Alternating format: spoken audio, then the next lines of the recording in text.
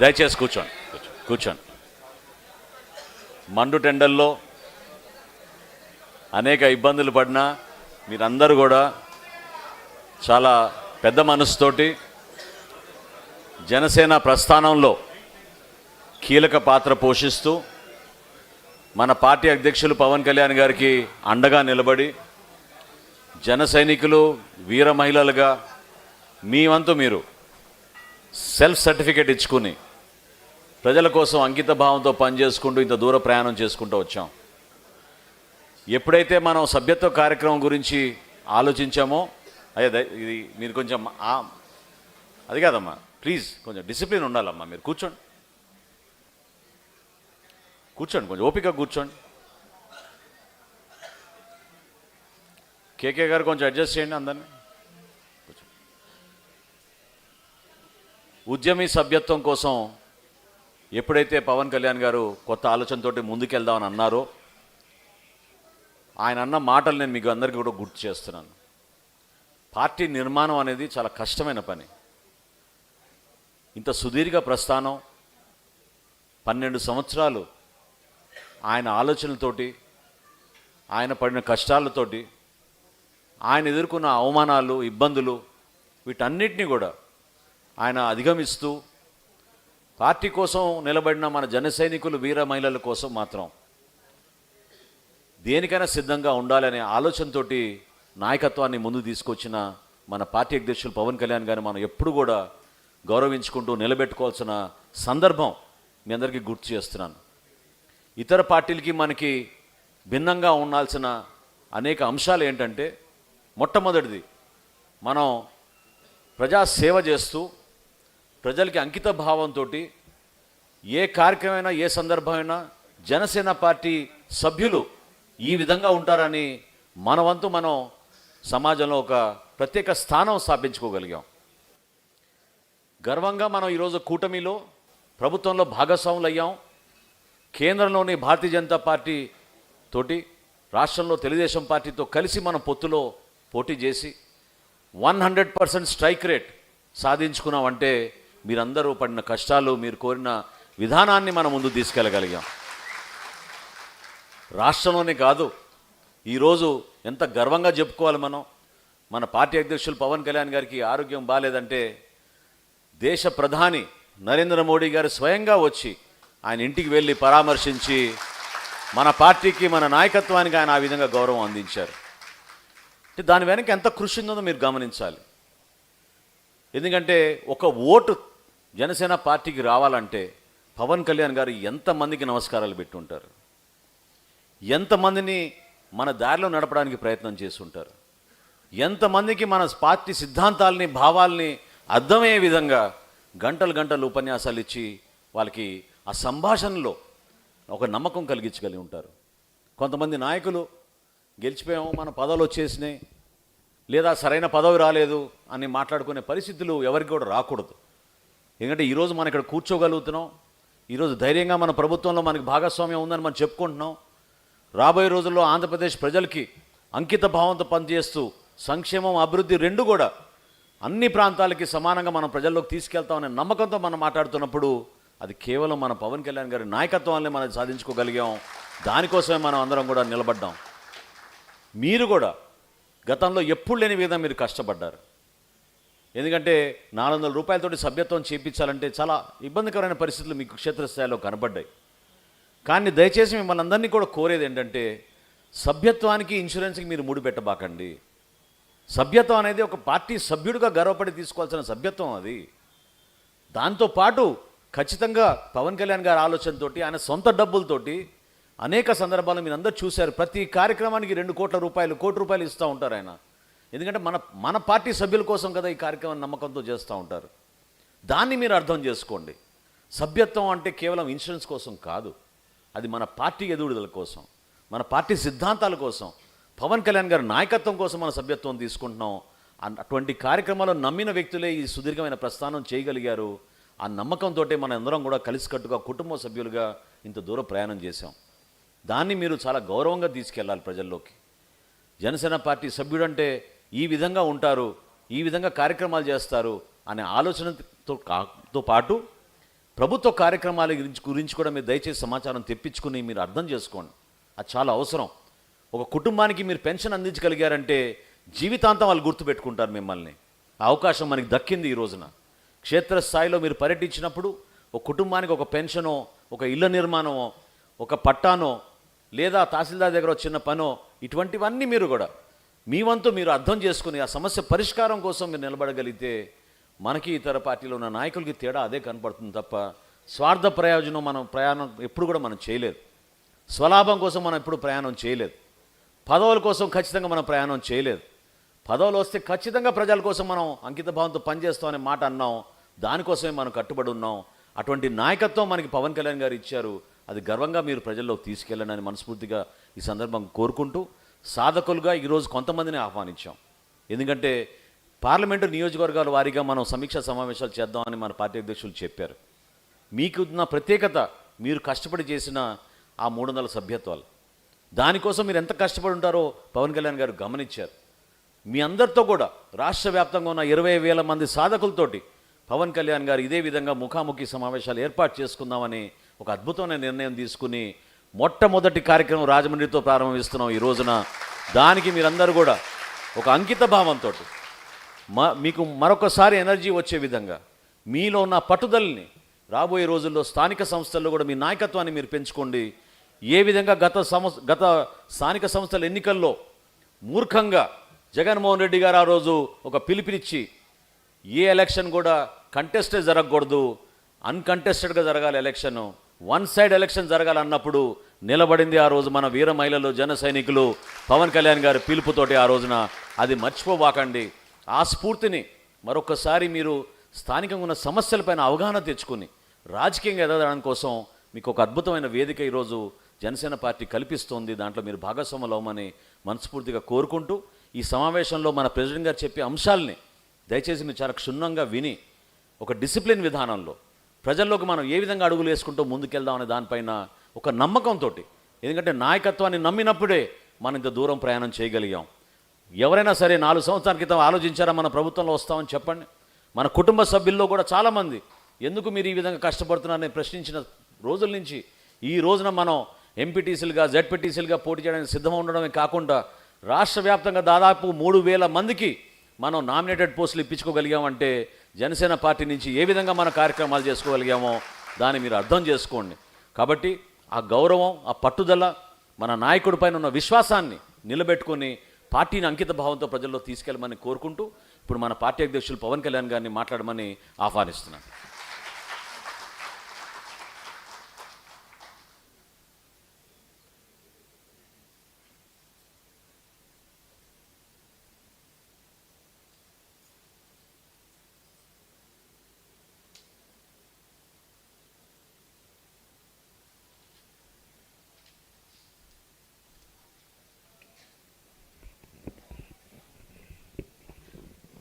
మీరు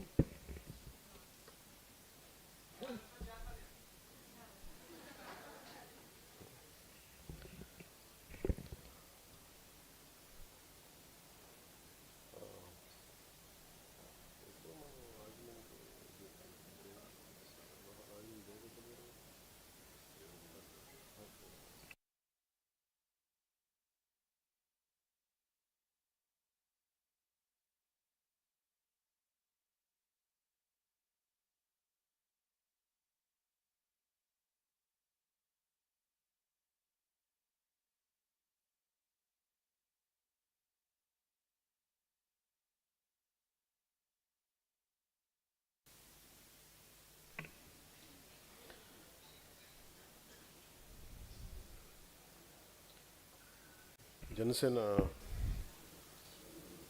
పార్టీ ప్రారంభించిన తర్వాత అందరూ స్ట్రక్చర్ లేదు, ఎలా చేస్తారు, ఎలా నడిపిస్తారంటే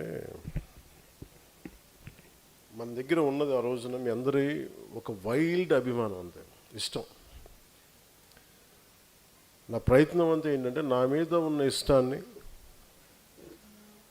నా మీద ఉన్న ప్రేమని, లేదంటే నా ఆలోచన విధాన్ని నచ్చిన మీకు నా మీద ఉన్న ఇష్టాన్ని, నా మీద ఉన్న ప్రేమని, నా కోసం మీరు నిలబడే విధానాన్ని అది దేశం వైపు, సమాజం వైపు, మన రాష్ట్ర అభివృద్ధి వైపు నడిపించాలనుకున్నాను. నా కోరిక అదొక్కటే. ఇదే రాజమండ్రిలో ఒక 10 సంవత్సరాల క్రితం వస్తే మన జన సైనికులందరూ బైకులు తీసుకొని సైలెన్సర్లు పీకేసి సౌండ్లు చేసేవాళ్ళు. అంత రా ఎనర్జీ ఉండదు. అలాంటి వాళ్ళు ఇప్పుడు ఎవరు లేరు ఇక్కడ. వాళ్ళు ఇప్పుడు ఎంత డిసిప్లిన్గా అయిపోయారంటే, ఇక్కడికి పి గన్నవరంలో ఒక కార్పెంటర్ పనిచేస్తూ, ఈరోజు మీటింగ్లో లేకపోయినా మన మాగాపు వీర్రాజు గారు వడ్రంగి పనిచేస్తూ 160 మంది మెంబర్షిప్ చేయించారు. అలాగే ఒక ఎలక్ట్రీషియన్ పని చేసుకుంటూ చింతపల్లి సంతోష్ గారు అమలాపురం 200 మంది సభ్యులను చేశారు. ట్యాక్సీ నడుపుకుంటూ తుమ్మల కిషోర్ తాడేపల్లిగూడెం 280 చేశారు. అలాగే ఈ మీటింగ్లో అంటే అందరి పేర్లు గుర్తిస్తూనే కొద్ది పేర్ల గురించి చెప్తాను. ముక్కా రాంబాబు రాజానగరం నుంచి 298 మెంబర్షిప్. ముచ్చకర్ల అప్పారావు గారు రాజమండ్రి రూరల్ 252. ముమ్మిడి భాగ్యలక్ష్మి గారు రాజమండ్రి సిటీ. మీరు ఉన్నారమ్మా ఇక్కడ? ఓకే. ఎక్కడ గొంతు మీరా అంత దూరం వెళ్ళిపోయారండి. రాజమండ్రి 224. ఆడూరు రాజేష్ నిడదవోలు 280. ఉప్పులూరి శివ కొవ్వూరు 224. చాపల రామారావు గారు గోపాలపురం 281. కొండేటి విజయకుమారి గారు తణుకు 288. మీరా ఎక్కడ? నమస్కారం. రమణి చిన్నారి నర్సాపురం 221. బొజ్జాల్ లోవారాజు గారు పిఠాపురం 281. గనిశెట్టి లలితా దుర్గా గారు అమలాపురం 270. మచ్చుకి చిన్న ఉదాహరణ చెప్తున్నాను. మీరు ఊహించండి, ఒక కార్పెంటర్ పని చేసుకుంటూ, ఒక ట్యాక్సీ నడుపుతూ, ఒక ఎలక్ట్రీషియన్ పని చేసుకుంటూ, ఇంట్లో బాధ్యతలు చూసుకుంటూ వచ్చిన గృహిణులు వీళ్ళందరూ కూర్చొని ఏ బేసిస్ మీద జనసేనకి ఇంత మెంబర్షిప్ చేశారంటే, దీని భావజాలం చాలా ఆకట్టుకుంటూనే చేస్తారు. ఇన్ని సంవత్సరాలు ఒక పుష్కర కాలం ఇంత బలంగా నడపగలిగామంటే మీ అందరిలో ఉన్న ఒక ఆవేదన, ఒక కోపం, దానికి జనసేన ప్లాట్ఫామ్ అయింది. నేను దానికి ఒక ఫల్క్రమ్ లాగా ఒక సెంటర్ ఫిగర్ అయ్యాను. నేను దీన్ని ఒక బాధ్యతగా నడిపించాలి అని 10-12 సంవత్సరాలు, అంతకుముందు నాకున్న 2007 అనుభవం తీసేస్తే 14 నుంచి లెక్క పెట్టుకుంటే దాదాపు ఈరోజుకి ఒక పుష్కర కాలం బలంగా నిలబడి ఉండటం వల్ల ఈరోజు జనసేన 21 lakh మెంబర్షిప్ ఇచ్చాం. ఇది చాలా ఆర్గానిక్గా జరిగింది. ఇప్పుడు పార్టీ నడపడానికి ఇప్పుడు నేను ఎందుకు ఫస్ట్ టైం నిన్న మాట్లాడిన స్పీచ్ నిన్న మాట్లాడకూడదు, ఈరోజు మాట్లాడాలి. యాక్చువల్గా మీతో మాట్లాడదామని మైండ్లో ఉండింది, కానీ అది నేను ఆ సమయానికి అది వచ్చి మాట్లాడేశాను. మీ ఇందాక ఆలోచిస్తాను మీతో ఏం మాట్లాడాలనుకుంటున్నాను.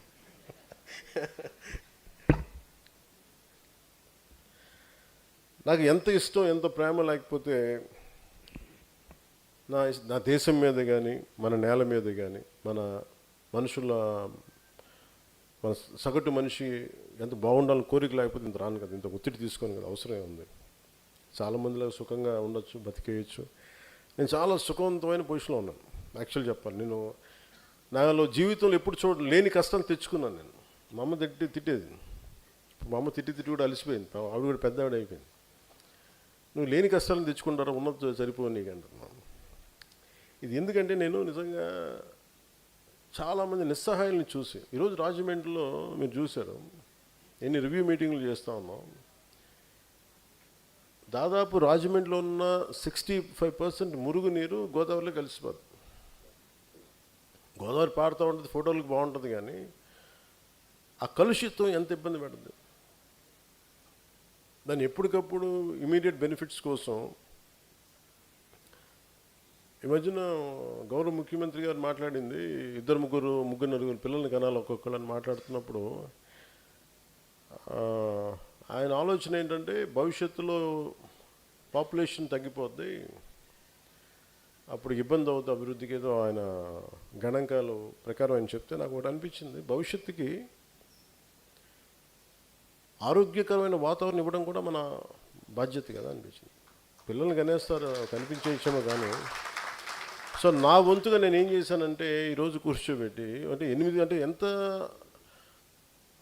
అధికార యంత్రాంగం అందరూ కూర్చొని 8,000 కోట్ల పైచిలకు పుష్కరాలకు అవుద్ది. ఆ దాంట్లో ఏ నదిలో అయితే స్నానం చేయాలో ఆ నదిలో 70% అంటే 70%, 65 నుంచి 70% మురుగునీరంతా, లక్షల మంది వాడే మురుగునీరంతా గోదావరిలో కలిపేస్తుంటే దానికి బడ్జెట్ లేదు అసలు.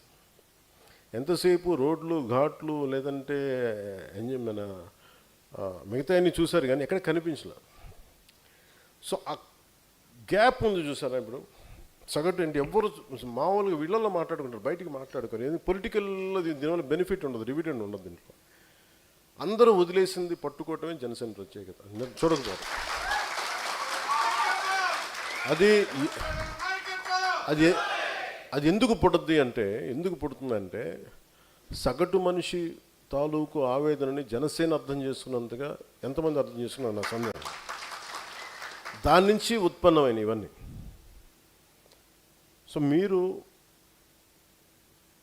ఆ భావాన్ని మీరు సంపూర్ణంగా మీరు అలవర్చుకుంటే, if you become an embodiment of Janasena ideology, మీరు జనసేన భావజాలానికి మీరు ఒక రూపం అనేది మీరు కల్పిస్తారు, మీరైతే మార్పు చాలా తక్కువ వ్యవధిలో జరుగుతుంది, వస్తుంది మార్పు.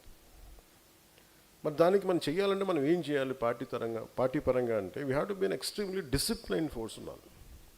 ఒక వ్యవస్థను నడపాలి అంటే నేను అన్నీ మాట్లాడతాను, కులాల గురించి మాట్లాడతాను, మతాల గురించి దేనికి మాట్లాడతానంటే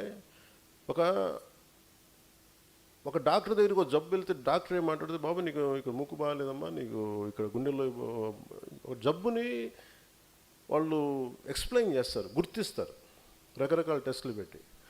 అలాగే నాకు సోషల్ డాక్టరింగ్ ఇష్టం. నాకు దాన్ని కన్వీనియంట్గా నా పొలిటికల్ గెయిన్స్కి నేను ఎప్పుడు మాట్లాడాను. నిజంగా చెప్పాను, నాకు నిజంగా పొలిటికల్గా నాకు ఇప్పుడు ఇంట్రెస్ట్ లేదు. నాకు సామాజిక మార్పులు చాలా ఇష్టం. ఎందుకు నేను అలాంటి వ్యక్తి నాయకుడి కోసం ఎదురు చూశాను చిన్నప్పుడు అంతా. నాకు అలాంటి ఎవరు దొరకలేదు. అందుకే నేను ఎవరు దొరకనప్పుడు కూర్చోబెట్టి అట్లీస్ట్ నాకు ఇష్టమైంది నేను చేసుకుని వెళ్దామంటే నన్ను మీరు అందరూ కలిపి ఇక్కడ దాకా పట్టుకొచ్చాను.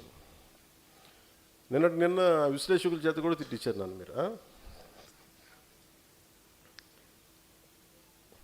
మరి డిసిప్లైన్డ్ ఫోర్స్ కావాలి. 12 సంవత్సరాల క్రితం ఇదే మాట చెప్పాలంటే ఎంతమందికి అర్థమైంది నేను చెప్తే? 12 సంవత్సరాల క్రితం నేను కూర్చోబెట్టి మాట్లాడి బలంగా నిలబడితే ఈ రోజున ఇంతమంది అర్థం చేసుకున్నారు. కాలం మిమ్మల్ని ఒక శిల్పాన్ని మలిచినట్టు మలిచింది కాలం మిమ్మల్ని. 12 సంవత్సరాలు నేను నిలబడ్డాను కాబట్టి, మీరు నిక్కచ్చిగా బలంగా నిలబడ్డాను కాబట్టి మిమ్మల్ని మీరు షేప్ చేసుకున్నారు. ఈరోజు చెప్తున్నాను, this is the time to shape Janasena's future, Janasena's destiny. అందుకే నేను పొద్దున్న లేకగానే ఒక ఆలోచన వచ్చింది, ఏం చెప్పాలి వస్తే కూర్చోబెట్టి అంటే ఏదో నాకు సభ పెట్టినప్పుడు కూర్చోబెట్టి నాకు నిద్ర పడదు. నాకు మా వాళ్ళందరూ వస్తారు, ఏం మాట్లాడాలి, ఏం చెప్పాలి వీళ్ళకి అని అనుకున్నప్పుడు నాకు అనిపించింది, ఎందుకు ఉద్యమని పేరు పెట్టాను, ఎందుకు సాధక్ అనే పేరు పెట్టాను, ఎందుకు ప్రధాత అనే పేరు పెట్టాను అంటే, పేర్లు అనేది రిలవెంట్, నేను ఏదో పేర్లు పెట్టుకోవచ్చు.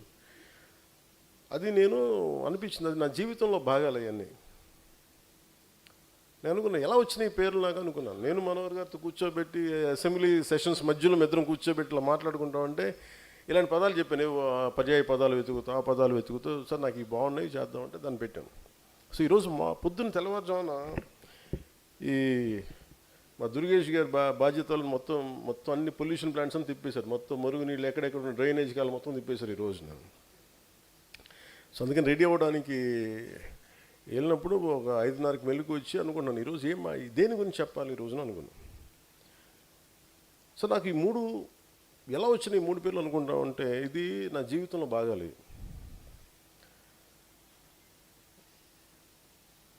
ఇక్కడ నేను చూస్తుంటే మన మాగాపు వీర్రాజు గారు కానీ, లేదంటే చింతపల్లి సంతోష్ గారు కానీ, తూముల్ కిషోర్ కానీ ట్యాక్సీ మన వీళ్ళ ముగ్గురు జస్ట్ ఒక మీరు భాగ్యలక్ష్మి గారు మీరమ్మా, భాగ్యలక్ష్మి గారు మీరమ్మా, ఇక్కడున్న చేసిన మన ఆడపడుచులు కానీ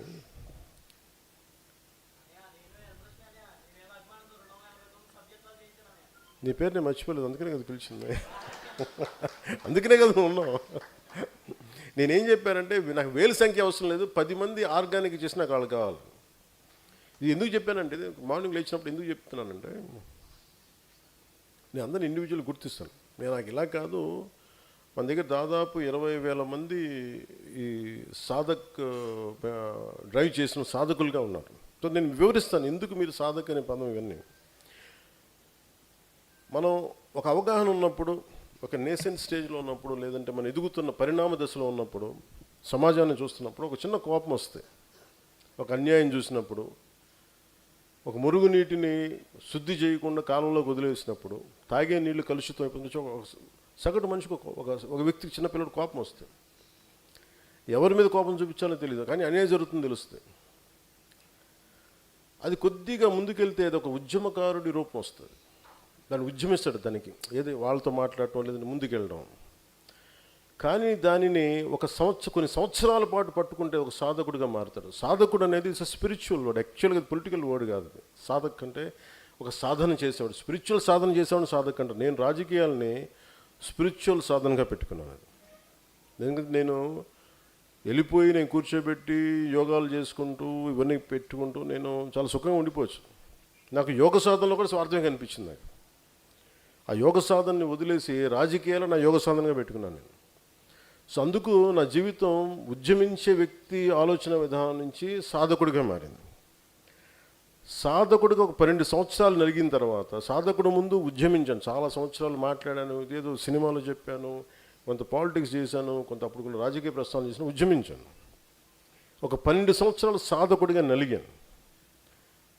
ఇప్పుడు నాకు ఈ పరిస్థితి ఏముందంటే, నేను ఇవ్వగలను, నా అనుభవాన్ని ఇవ్వగలను, ప్రధాత నా డబ్బులు ఇవ్వగలను, నేను కొంతమంది బాధ్యతలు పంచుకోగలను. ప్రధాత అంటే ఇవ్వగలిగేవాడు, నాట్ జస్ట్ మనీ, తన జీవిత సర్వస్వాన్ని. నాకు ఈ 3 స్టేజెస్ కనిపించినాయి.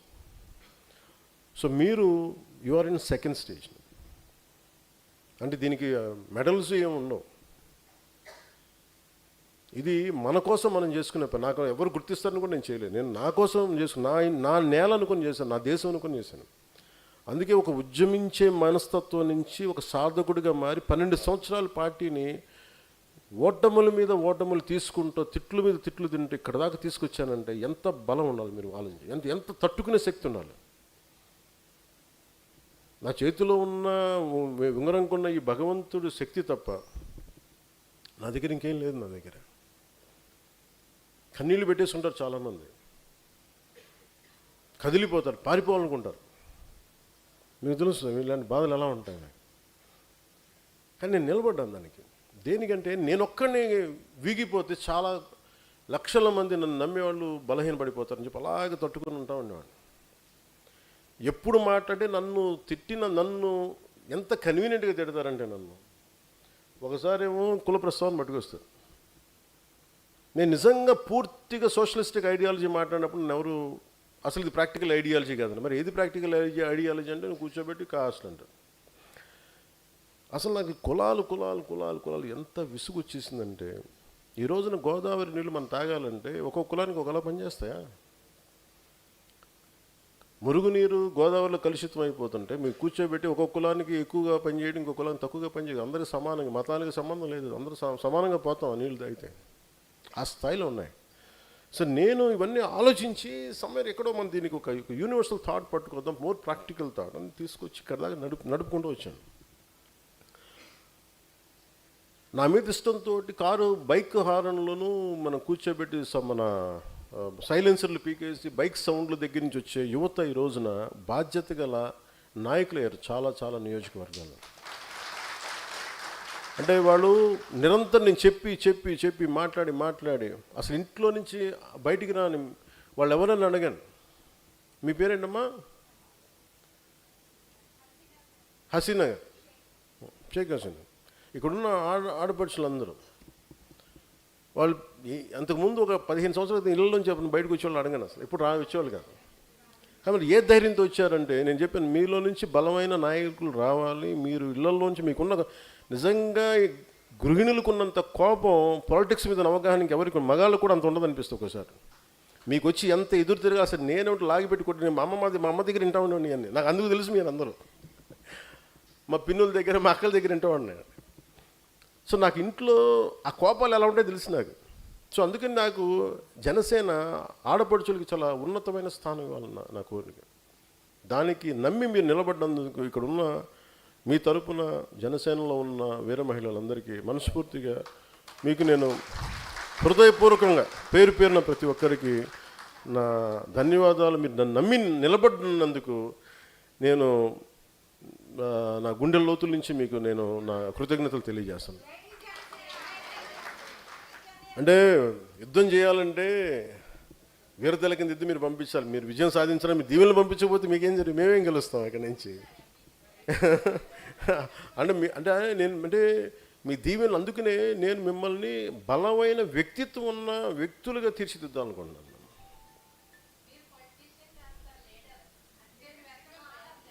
అదే అమ్మా, మీరు అర్థం చేసుకున్నదంతా అక్కడ విశ్లేషకులు అర్థం చేసుకునే పరిస్థితులు వేరేగా ఉన్నాయి. వాళ్ళు అలాగే అదే మా సగటు ఆడపడుచు అర్థం చేసుకున్నంత నన్ను అర్థం చేసుకోకుంటే, నన్ను అర్థం చేసుకుని ఒకళ్ళేమ్మా చాలా తక్కువ మంది అర్థం చేసుకున్నారు. మీరు కాకుండా సపోజ్ అలాగే మా ఆడపడుచు ఇక్కడ అర్థం చేసుకున్నంతగా మళ్ళీ మోడీ గారు అర్థం చేసుకున్నారు. నన్ను మధ్యలో అర్థం చేసుకోవాలా? ఆయనకి నేను అర్థం అవుతాను, మీకు నేను అర్థం అవుతాను.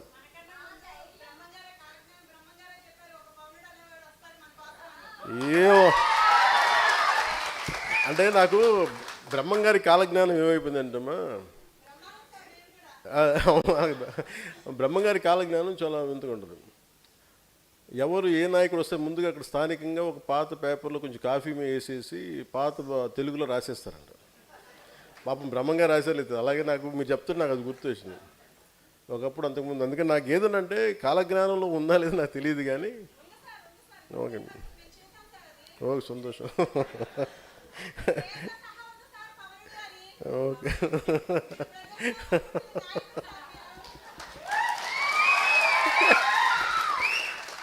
నాకు మధ్యలో నన్ను బాధ పెట్టి నా నవ్వు తీసేశారు. అంటే ఎందుకంటే నా నవ్వు ఎందుకు తీశారంటే 2 సంవత్సరాలు నా నవ్వు పోయింది. మీరు చూస్తే చాలా తక్కువ నవ్వాను. ఒక నిమిషం థ్యాంక్ యూ అమ్మా, థ్యాంక్ యూ. నా నవ్వు ఎందుకు పోయిందంటే మధ్యలో చెప్తా ఉంటారు వాళ్ళు, అన్న నవ్వడం మానేసాం. నవ్వడం మానేకి మరి ఏం చేస్తాం? అందరూ రోజు కూర్చోబెట్టి యుద్ధం చేసేటప్పుడు నాకు చాలా ఆనందం ఉంటుంది. ఎందుకంటే పోతాం కాబట్టి పర్లేదు, బాగా యుద్ధం చేద్దాం అనుకుంటున్నాను. బాధ్యత అప్పచెప్పిన తర్వాత చాలా బరువు భుజాలు వంగిపోతాయి. ఆ దాంట్లో పడిన తర్వాత నాకు అనిపించింది ఒక 12 సంవత్సరాలు నలిగిన తర్వాత ఇంకా నన్ను తిడతా ఉంటే ఇంక విసుగొచ్చింది. ఇంకెవ్వరికి ఎవరు తప్పులు కనిపించో నా ఒకటి తప్పు అంటే నన్ను ప్రతిదీ నేను మామూలుగా నడిచినా కానీ వాళ్ళకి తప్పే. నేను తెల్ల జుబ్బా తెల్ల చొక్కా వేసుకున్నా వెటిగారం చేస్తాను. అంటే వాళ్ళు నేను ఏది చేయండి, నేను జుట్టు పొట్టిగా చేసుకుంటే సమస్య, జుట్టు పెంచుకుంటే సమస్య, గడ్డం పెంచుకుంటే సమస్య, గడ్డం తీసేసే సమస్య. అంటే వాళ్ళందరికీ ఏంటంటే నేను వాళ్ళ టీఆర్పీలకో వాళ్ళ సబ్స్క్రైబర్స్కో నేను వాళ్ళకి ఒక రా మెటీరియల్ అయిపోయాను. నేను అనిపించింది ఏంటంటే ఒక 12 సంవత్సరాలు నలిగిన తర్వాత ఇట్స్ ఎనఫ్ ఆఫ్ ఇట్ అనిపించింది. చాలు అనిపించింది. ఇంకా చాలు, ఇంకా మనం కూర్చోబెట్టి బలంగా మాట్లాడాలి. ఒక 12 సంవత్సరాల తర్వాత ఒక పార్టీని నడిపాను. దాని నుంచి వచ్చిన ఆత్మవిశ్వాసం, దాని నుంచి వచ్చిన బలం, అది తట్టుకొని నిలబడ్డాం. ఈ రోజున అందరూ కూర్చోబెట్టి ఈ రోజున మనం ఎన్ని లక్షల పెట్టుబడులు తీసుకొస్తున్నాం. ఒక ఎన్ఫీల్డ్ దగ్గర నుంచి అక్కడ మన అనంతపురంలో వచ్చే ఒక ఈ జెట్ ప్లేన్స్, మన ఫైటర్ ప్లేన్స్ కానీ ఇవన్నీ వస్తున్నాయి. గూగుల్ కానీ ఇవన్నీ ఇన్ని లక్షల పెట్టుబడులు వస్తున్నాయి ఈరోజు రాష్ట్రానికంటే దీని మూలం ఎక్కడుంది? రాజమండ్రిలో మూలాలు పడింది దానికి. సెప్టెంబర్ 9, 2023లో అప్పటి మాజీ ముఖ్యమంత్రి గారిని అరెస్ట్ చేసి జైల్లో పెడితే అలాంటి అరాచకమైన పరిస్థితులు ఉన్నప్పుడు ఒక్కళ్ళు బయటికి రావాలంటే భయపడే పరిస్థితుల్లో అని చూడండి, ఒక నిర్ణయం ఎంత మార్చేస్తుంది. బయటికి రావాలంటే అందరూ భయపడుతున్నారు, నేను అడుగు పెట్టాలంటే రానివ్వరు. అలాంటి సమయంలో రాజమండ్రిలోనే ఎందుకు ప్రారంభించానంటే దీనికి మార్పు రాజమండ్రిలోనే అడుగుపడింది. దీనికి ఈరోజు ఎన్ని పెట్టుబడులు వస్తున్నాయంటే, అంటే ఒక నిర్ణయం తీసుకోవడానికి, అంటే ఇది మీకు చెప్పాలి కదండి, నేను ఈరోజు మేబీ పంచుకోవడానికి నాకు ఇది ఉంది. ఈరోజు ఆ రోజున నాకున్న సమయం తక్కువ. ఆయన మాజీ ముఖ్యమంత్రిగా ఉన్నప్పుడు గౌరవ ముఖ్యమంత్రి గారిని వెళ్ళి కలిస్తే పాపం నాకు చాలా బాధ వేసింది. అరే పాపం ఈయన ఇన్ని సంవత్సరాలు చేశారు, ఒక నగరానికి రూపకల్పన చేశారు. ఎంత కష్టమో నాకు తెలుసు. ఒక ఇల్లు కట్టడమే కష్టం అనుకుంటే ఒక నగరాన్ని రూపకల్పన చేయడం చాలా శక్తి సమర్థత ఉండాలి. నేను ఒక వ్యక్తిగా చూశాను ఆయన్ని, ఒక బలమైన నాయకుడిగా చూశాను. పాపం అలాంటి ఆయన్ని కూర్చోబెట్టి రాజమండ్రి జైలు కట్టించిన ఆయన వ్యక్తిని రాజమండ్రి జైల్లో పెట్టారు వీళ్ళు. ఆయనతో చూసి నాకు నిజంగా బాధేస్తుంది. నేను ఆయన చాలాసార్లు విభేదించాను కదా, 2018లో విభేదించాను. కానీ ఆ విభేదాలు పాలసీ పరంగా ఉంటాయి తప్ప ఆయన ఒకళ్ళు నాశనం అయిపోవాలో ఒకళ్ళు పాడైపోవాలో అని ఉండదు. సో నాకు ఆ రోజు ఏమనిపించింది, ఆయన జైలుకి వెళ్ళగానే నా దగ్గరికి చాలామంది నాకు సలహాలు ఇవ్వడం కొత్తగా పుట్టుకొచ్చేసారు. అప్పుడు దాకా వదిలేసిన వాళ్ళు అందరూ నన్ను సడన్గా వచ్చేసి ఇప్పుడు మంచి సమయాన్ని పార్టీని డెవలప్ చేయాల్సిన టైం ఇదే, ఆయన జైలుకి వెళ్ళిపోయారు, మీరే కూర్చోబెట్టి ఇప్పుడు మొత్తం లీడ్ చేస్తే మొత్తం ఇటు తిరిగిపోయి యూ విల్ బికమ్ సీఎం అని. నాకేమనిపించిందంటే అసలు ఒక ఇల్లాజికల్గా అనిపించింది. అంటే ఒకళ్ళు మనం ఎదగాలి అంటే ఒకళ్ళు జైలుకి వెళ్ళిపోవాలి, మనం ఎదగాలంటే వాళ్ళు భౌతికంగా ఇక్కడ ఉండకూడదు. ఇలాంటి దౌర్భాగ్యపు ఆలోచన మీద ఒకటి పార్టీ పెట్టాడంటే వాడు ఎంత దిగజారుడు వ్యక్తి ఏంటో చెప్పండి. నాకు అనిపించింది ఇలాంటి దిగజారుడు ఆలోచన నాకు ఉండవా, నాకు కూర్చోబెట్టి వదిలేసాను. అయిపోయిన తర్వాత మళ్ళీ ఆయన కలవడానికి వెళ్ళినప్పుడు నాకు నిజంగా బాధ కలిగింది. అరే పాపం ఆయన చూసిన తర్వాత ఈరోజు భవిష్యత్తు చాలా ప్రశ్నార్థకంగా మారిపోయింది, అయోమయంగా మారిపోయింది. ఉద్యోగులు బాధపడుతున్నారు, రైతాంగం బాధపడుతుంది, రోడ్లు లేవు, రోడ్లలో గుంతల్లో నీళ్లు పడితే చేపలు పట్టుకునే రోజులు ఇవన్నీ. అలాంటి పరిస్థితుల్లో ఎవరన్నా మాట్లాడితే కేసులు పెట్టే సోషల్ మీడియా కానీ ఇంకోటి కానీ కేసులు పెడతా ఉంటే ఆ ఇంట్లో ఆడపడుచుని తిట్టే వ్యక్తులు, ఇట్లాంటి అందరి మధ్యలో మాట్లాడాలంటే భవిష్యత్తులో ఏం చేస్తారు, 30 సంవత్సరాలు వీళ్ళే ఉంటారంట, ఏం చేస్తాం, ఐఏఎస్లు ఐపీఎస్లు అందరూ కూడా ఇష్టారాజ్యం తిట్టేసేవాళ్ళు. అలాంటి పరిస్థితుల్లో నాకు ఒకటే అనిపించింది, నా వ్యక్తిగత ఎదుగుదల కంటే కూడా దేశం రాష్ట్రం ఎదుగుదల చాలా చాలా అవసరం, ప్రజల తాలూకు భద్రత చాలా అవసరం అనిపించింది. సో నాకు ఆ రోజు చంద్రబాబు గారితో మాట్లాడి రావడానికి, ఆ నిర్ణయం చెప్పడానికి నాకేముంది సమయం, ఆయన నాకేమి ఇది చెప్పు అది చెప్పు నేను చెప్పలా, మన అండగా ఉండాల్సిన సమయం అనేది నేను అర్థం చేసుకున్నాను. ఆ జైలు నుంచి బయటకు వచ్చినప్పుడు నా మైండ్లో ఎంత ఉంది మీరు చెప్పండి. మీకు రాజమండ్రి జైలు నుంచి ఆ రోడ్డుకి రావడానికి మీకు ఎంత ఉంటుంది, 2 నిమిషాలు ఉంటుందా, 2 మినిట్స్ కరెక్ట్గా ఒక 120 సెకండ్లు. ఎందుకంటే ఆ రూమ్ గది నుంచి కిందకి రావాలంటే మెట్లు ఉన్నాయి కాబట్టి మెట్లో మనం ఎక్కువ ఆలోచించి కింద పడిపోతాం కాబట్టి ఆలోచించాను. కాబట్టి జైలు అక్కడి నుంచి బయటికి వచ్చి ఆ రోడ్డుకి వచ్చేటప్పుడు కరెక్ట్గా 2 నిమిషాలు తేడా. అంటే 120 సెకండ్లో నా నిర్ణయం చెప్పాలి. ఏం ఆలోచించవచ్చు, ప్రస్తుతం ఏ నిర్ణయం తీసుకోకుండా వాయిదేద్దాంలే, ఆయన క్షేమంగా బయటికి రావాలని కోరుకున్నానని చెప్పచ్చు, లేదా ఇంకొక చాలా లోపాయకారిగా మాట్లాడి తప్పించుకోవచ్చు, లేదా నేను ఢిల్లీ వెళ్ళి ప్రధానమంత్రితో మాట్లాడి దీన్ని న్యాయం చేస్తానని చెప్పచ్చు. ఇవేం చెప్పలే.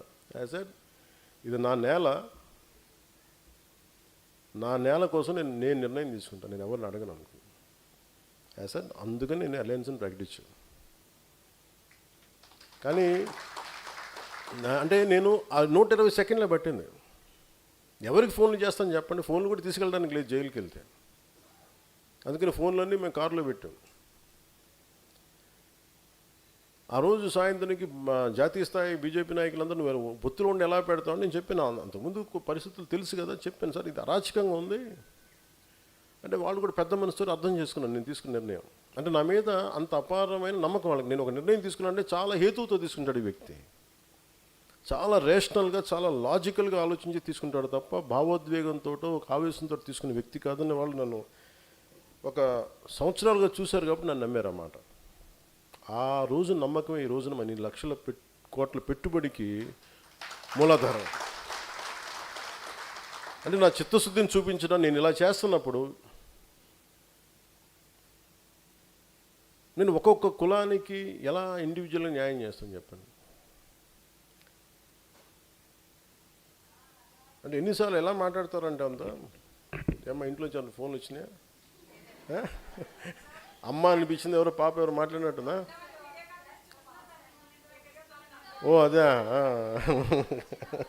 కూర్చోండి, థ్యాంక్ యూ.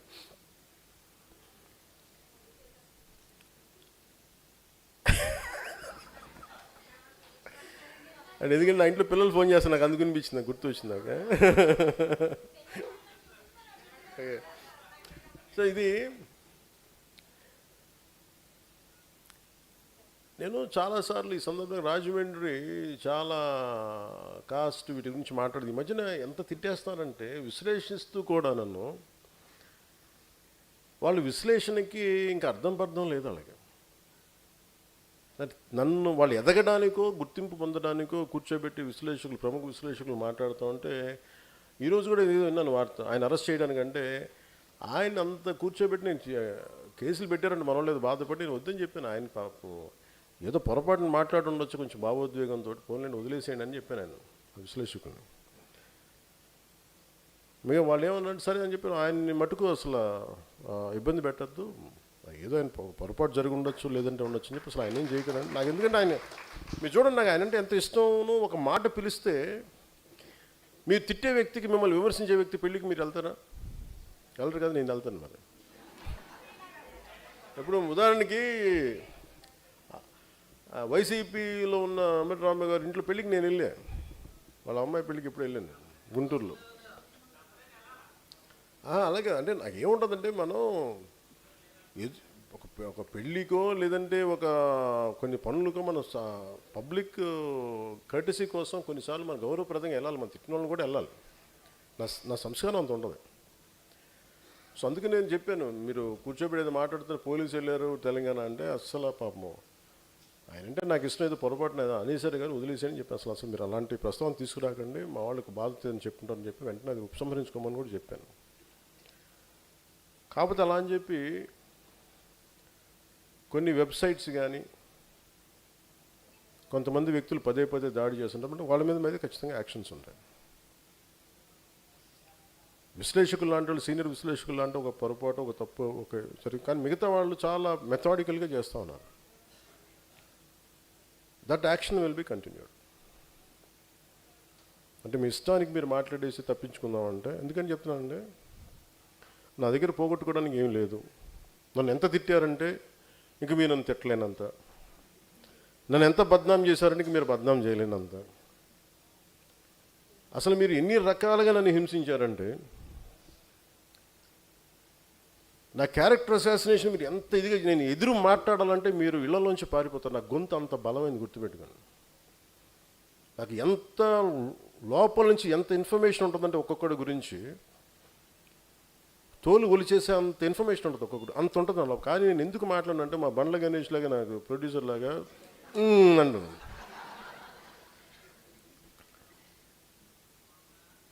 అని ఎందుకు చెప్తా అంటే అసలు ఎంత కూడా పెట్టుకుంటూ వదిలేదు. కానీ నాకు ఇప్పుడు ఏమనిపించిందంటే, as we are building an organisation, very committed discipline organisation, మన ఫైట్ కూడా స్ట్రక్చర్డ్గా ఉండాలి. మీరు ఇక్కడున్న సాధకులందరికీ చెప్తారు, మీరు స్ట్రక్చర్డ్గా ఉండాలి. మీరు ఒక సభకు వచ్చినప్పుడు మీద పడిపోయి కాకుండా యువర్ సాధక్స్, మీ ప్రవర్తన, మీ బిహేవియరే is a discipline for the party. మీరే వెన్నుముక పార్టీకి. మీరు బలంగా గట్టిగా నిలబడితే భయపడాలి అందరూ. మీరు ఒక్కొక్క 200 మందిని 100 మందిని మీరు మెంబర్షిప్ చేయగలిగారని మీరు ఎంత కదిలించి ఉండాలి, ఒక్కొక్కడిని ఎన్ని చెప్పు ఉండాలి. నేను అది గుర్తించాను మిమ్మల్ని. దాంట్లో ఒక 100 రూపాయలు 400 రూపాయలు నేను చూడాల, ఎంతమందిని మీరు కన్విన్స్ చేసిన ఇలా మాట్లాడాలి. నాదెండ్ల మనోహర్ గారి నియోజకవర్గం తెనాల్లో ఆయన టైలరింగ్ వృత్తి చేస్తారు. ఆయన పేరెంట్ సార్ నాగరాజు గారు అంటారు.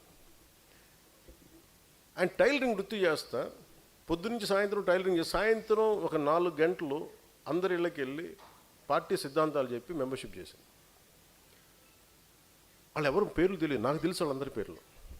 మీరు అందరూ అనుకోవచ్చు నా పక్కన ఉన్న దుర్గేష్ గారి పేరు, మనోహర్ గారు, లేదు నాకు తెలుసు, మీ అందరి పేర్లు తెలుస్తుంది నాకు. ఎందుకంటే నేను కూర్చోబెట్టి నేను చదువుతూ ఉంటాను, డేటా తెప్పించుకుంటాను. ఇలా ఉంటుంది డేటా నా దగ్గర. ఒక్కొక్కళ్ళది పేర్లు పెట్టి పిలిపించుకుంటాను. ఏం చేశారు నేను ఎందుకు ఈ మీటింగ్ పెట్టానంటే 2000 చేసిన వాళ్ళని పిలవాలి, 3000 చేసిన వాళ్ళు పిలవాలి, 10 చేసిన వాళ్ళు వదిలేయాలని నేను చెప్పాను. ప్రతి ఒక్కళ్ళని చేసిన కూడా నేను కలుస్తాను అందరినీ. ఎందుకంటే ఈరోజు నేను సంపాదించే సంపాదన మీరే.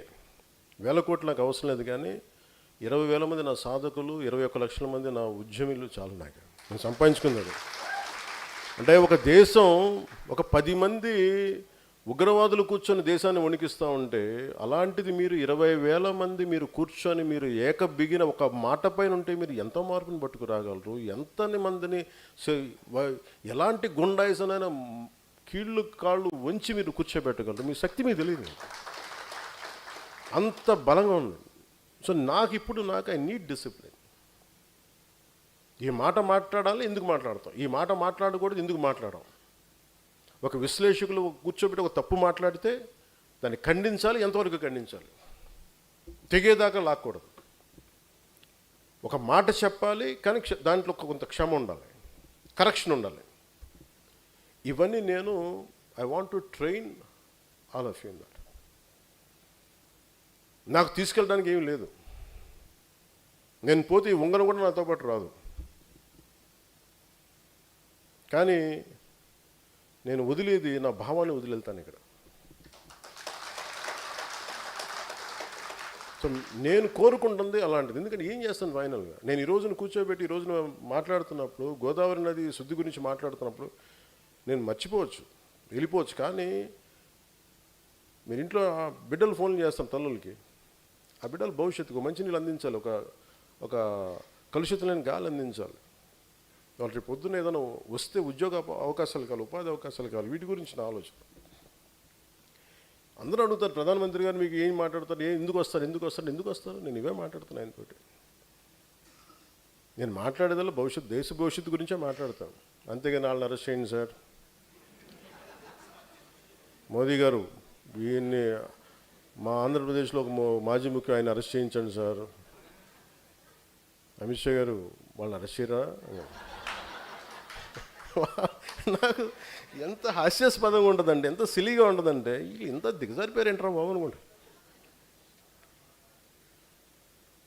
ఆ స్థాయి వ్యక్తుల దగ్గరికి వెళ్ళి ఒక ఖగార్ ఆపరేషన్ సమర్థవంతంగా నడిపిన ఒక అమిత్ షా గారి దగ్గరికి వెళ్ళి ఆర్టికల్ 370ని తీసుకెళ్ళి భారతదేశం సంపూర్ణ విలీనం చేసిన వ్యక్తి బెంగాల్లో కూర్చోబెట్టి మాట్లాడితే, ఇది మీరు హిందువుల పార్టీ అంటే కూర్చోబెట్టి ముస్లిం సమాజం కూడా బలంగా ఓట్లేసి అంత నమ్మకం సాధించారు అక్కడ.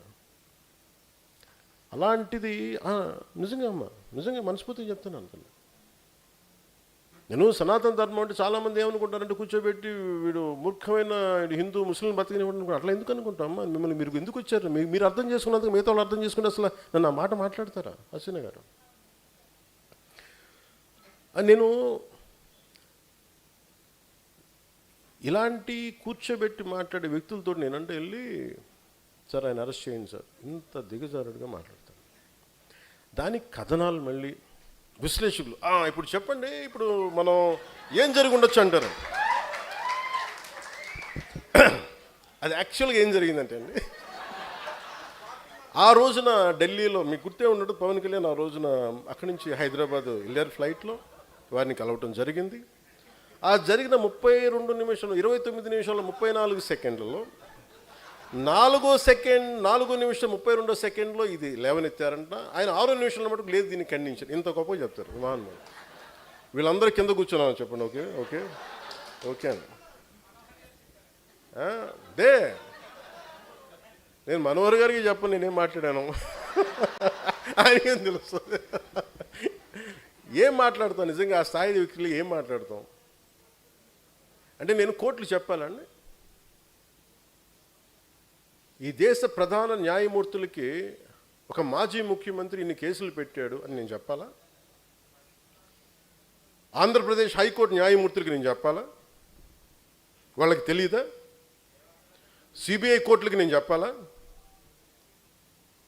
వాళ్ళకి తెలీదా ఎవరు దోషులో ఏం చేస్తున్నారో తెలియదా? ఆగమ్మా విను.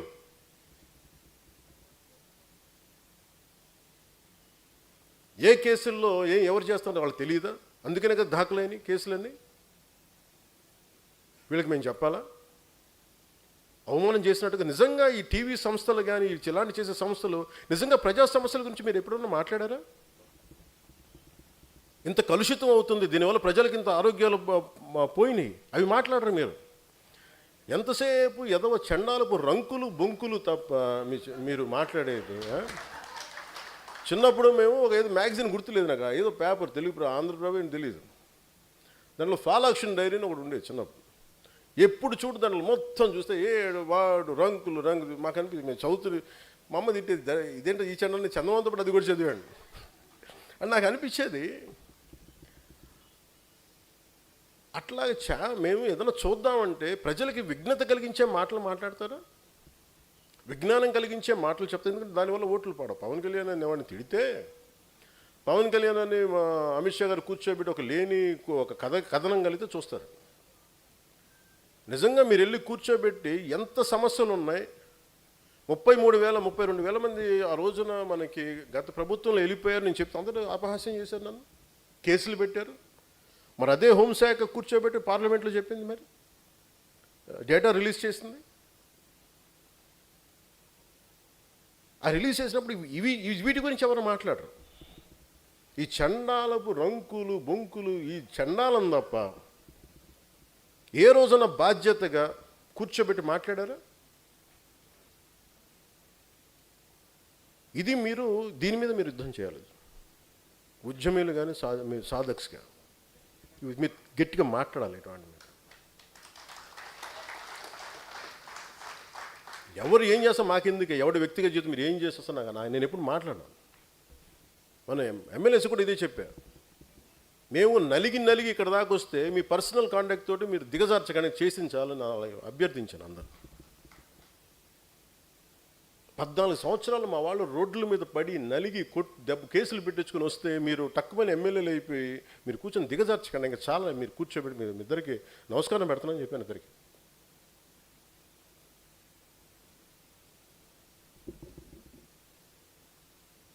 అంటే నేను అనుకుంటాను, నేను డిసిప్లైన్డ్గా నడపాల్సిన పార్టీని. You should be ideologically driven cadre or సాధక్స్. మీరు ఎందుకు ఈ మాట మాట్లాడుతున్నారు, మీరు ఏం చేయబోతున్నారు, మీకు ఎందుకు ఒక పర్పస్ లేకపోతే please let us not do politics, let us not be in a political party, let's not be in Janasena. కేరళలో ఎందుకు జనసేనకు వచ్చారు, అక్కడ నా కులం ఉంది. అక్కడ తమిళనాడులో మురుగన్ మానాడికి వెళ్తే అక్కడ 10 లక్షల మంది అక్కడ కూర్చోబెట్టి నా కులం ఉంటుందా?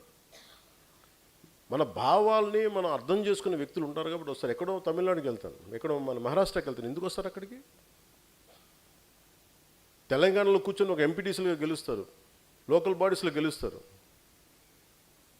వాళ్ళు నన్ను కలవను కూడా కలవలా, కానీ జెండా పెట్టుకుని గెలిచేశారు, గుర్తుకు పెట్టుకుని గెలిచేశారు చాలామంది. అంటే భావం తాలూకు గొప్పది, భావ తీవ్రత అంత గొప్పది. ప్రజా యుద్ధ నౌకని గద్దర్ గారు కూర్చోబెట్టి నన్ను ఎందుకు ఇష్టపడతారు? ఒక దళిత కులానికి చెందిన ఒక మహాకవి, ఒక మహాగాయకుడు నన్ను చూసి ఎందుకు ఇష్టపడతారు? భావాన్ని చూసి ఇష్టపడతారు. ఇది అర్థం కాకుండా కూర్చోబెట్టి నువ్వు ఇక్కడున్న కొంతమంది నాయకులు ఆంధ్రప్రదేశ్లో నువ్వు కాపులకి ఏం చేసావు, కాపులకి ఏ రోజు నిలబడి నేను చెప్పాను అసలు? నాకు ఎంత విసుకొస్తుంది, మీరు ఎందుకు ఇంత దిగజారుస్తారు? నిజంగా వాళ్ళు ఒకసారి ఈ రోజున సభాముఖంగా వాళ్ళందరికీ చెప్తున్నాయి, మాట్లాడండి, మీకు కూడా చెప్పాలి. ఒకసారి మీరు అనిపిస్తారు ఎందుకు మాట్లాడమంటే, ఈ సందర్భాన్ని పురస్కరించుకొని నన్ను విమర్శించే కాపు నాయకులందరికీ కూడా నేను సమాధానం చెప్తాను. 12 సంవత్సరాల తర్వాత నా మౌనాన్ని వీడి చెప్తున్నా. నేను ఎప్పుడూ వచ్చింది ఒక కులం కోసం రాలా. కాపు నాయకులందరికీ ఇబ్బంది ఉందని చెప్తున్నాను. నేను ఒక కులం కోసం రాలా. నా దేశం కోసం వచ్చాను, నా నేల కోసం వచ్చాను, నా రాష్ట్రం కోసం వచ్చాను. మీరు నన్ను ఒక కుల నాయకుడిగా పెట్టాలనుకుంటే ఒక పని చేస్తాను. నన్ను విమర్శించే కుల నాయకులందరికీ కూడా, కాపు కుల నాయకులందరికీ మీ గురించి ఒక చక్కటి వివరణ ఇస్తాను. మీరే ముఖ్యమంత్రి అభ్యర్థిగా మీ అందరూ ఏకాభిప్రాయం సాధించండి. నన్ను విమర్శించే వాళ్ళందరూ ఒక ఏకాభిప్రాయాన్ని సాధించండి. ఈ మధ్య నన్ను విమర్శిస్తున్న నాయకుని మీ పని చేయండి, మీరే ముఖ్యమంత్రి అభ్యర్థిగా మీరు ప్రకటించుకోండి, మీరు నిలబడండి. సంపూర్ణంగా మీ వెంట ఉండే ఎంతమంది కుల సభ్యులు ఉంటారో వాళ్ళందరితోటి మీరు ముఖ్యమంత్రి అయిపోయిన సంతోషం. నేను కూడా మీకు కంగ్రాచులేట్ నోట్ పంపిస్తాను. మీరు ముఖ్యమంత్రి నా మీద కూడా కేసులు పెట్టుకోండి, గతంలో వీడు ఇలా చేశాడని చెప్పి, ఇబ్బంది లేదు నాకు. విమర్శించే కాపు నాయకులు కూడా నేను ఒకటే చెప్తున్నాను, మాట్లాడితే రంగా గారిని పట్టుకొస్తారు. జనసేన కూర్చోబెట్టి టీడీపీ కమ్మాయిలు మాట్లాడుతుంటారు. నేను చెప్తాను, మీరు ఇష్టపడే రంగా గారు, ఆయన సతీమణి కమ్మ సామాజిక వర్గానికి చెందిన వ్యక్తి. వాళ్ళ బిడ్డలు, వారిద్దరు పుట్టిన బిడ్డలు ఇద్దరు 2 కులాలకు చెందిన వాళ్ళు అవుతారు. అంటే మీకు మీరు ఎంత కన్వీనియంట్గా ఉందంటే మీ రాజకీయం, అది చూడరు. ఆయన బతికున్నప్పుడేమో వైసీపీలో ఉన్న నాయకులందరూ కానీ, ఇక్కడున్న నాయకులందరూ కూడా ఆయన బతికున్నప్పుడు ఒక్కళ్ళు మాట్లాడాలి ఆయన గురించి.